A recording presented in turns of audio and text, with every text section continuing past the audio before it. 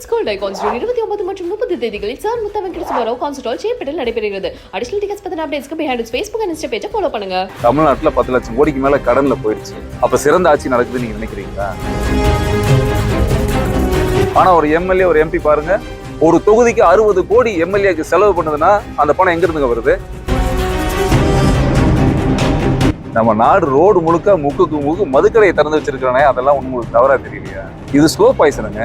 இவன் இன்னைக்கே செத்துருவான், இவன் 5 வருஷங்களுக்கு சாவான். கஷ்டப்பட்டு எல்லாம் நீங்க கட்டுறவங்க வரி பணத்தை நான் உட்காந்து அழகா அப்படியே அல்வா கேக் மாதிரி எடுத்து சாப்பிட்ற ஒரு தொழில் இது. 50 ஆண்டு கால ஆட்சியை நீங்க பார்த்துருப்பீங்க. தமிழ்நாட்டுல 10 லட்சம் கோடிக்கு மேல கடன்ல போயிடுச்சு. அப்ப சிறந்த ஆட்சி நடக்குதுன்னு நீங்க நினைக்கிறீங்களா? இங்க இருக்கிற ஒரு எம்எல்ஏக்கும் ஒரு எம்பிக்கும் பழைய பிளாஷ்பேக் எடுங்க. நீங்க கஷ்டப்பட்டு வேலைக்கு போறீங்க, மாசம் 20,000 50,000 சம்பளம் வாங்குறீங்க. உங்க வருமானம் கம்மி. உங்களால ஒரு டியூ கட்டி சொந்த வீடு கூட வாங்க முடியாது. ஒரு பைக்குக்கு டியூ கட்டுறது கூட கஷ்டம். மாசம் 1ஆம் தேதி பக்குன்னு இருக்கு. எனக்கு கார் டியூ கட்டுறதும் கஷ்டமா இருக்கு. எல்லாரும் அப்படித்தானே வாழ்க்கையில கஷ்டப்பட்டு தானே வாழ்றோம்.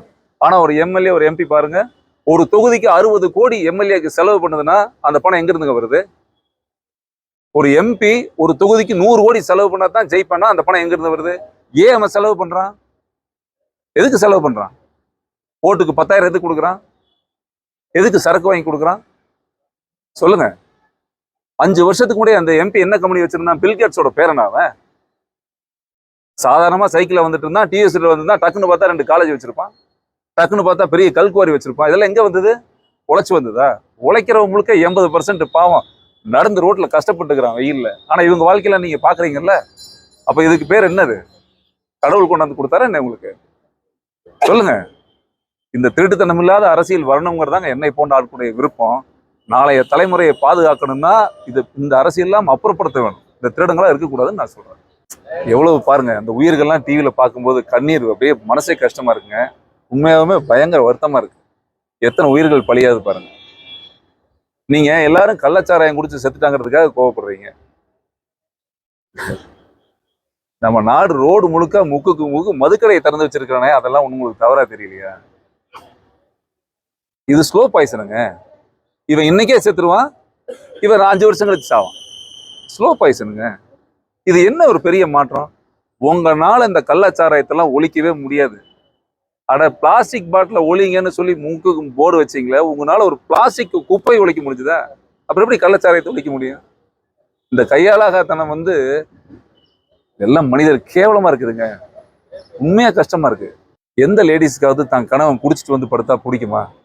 எந்த பெண்களுக்காவது தான் மகன் குடிச்சிட்டு ரோட்ல கிடந்தாவோ, லிவர் போயிட்டாவோ, கிட்னி இன்னைக்கு ஹாஸ்பிட்டல்ல பாருங்க எத்தனை பேஷண்ட் மதுவால எவ்வளவு சுகர் பாடியில எவ்வளவு கஷ்டமா இருக்கு. அதெல்லாம் யாருக்காவது பிடிக்குமா சொல்லுங்க? ஆனா ஒரு வருஷமும் நீங்க ஓட்டு கேட்க வரும் பொழுது படிப்படியாக குறைத்து விடுவோம் சொல்லித்தான் ஆட்சிக்குள்ள வர்றாங்க. ஆனா இன்னும் குறைஞ்ச மாதிரி தெரியல. அது உற்பத்தி அதிகமாயிட்டு தான் இருக்கு. எல்லாரும் நல்லது செய்யறது தான் வராங்க, நல்லது செய்யறதுன்னு தான் சொல்றாங்க. ஆனா இது வரைக்கும் நடந்த பாடு இல்லை. அப்படி யாராவது நல்லது செய்ய வந்தாலும் விடவும் மாட்டாங்க. விட்டுருவாங்களா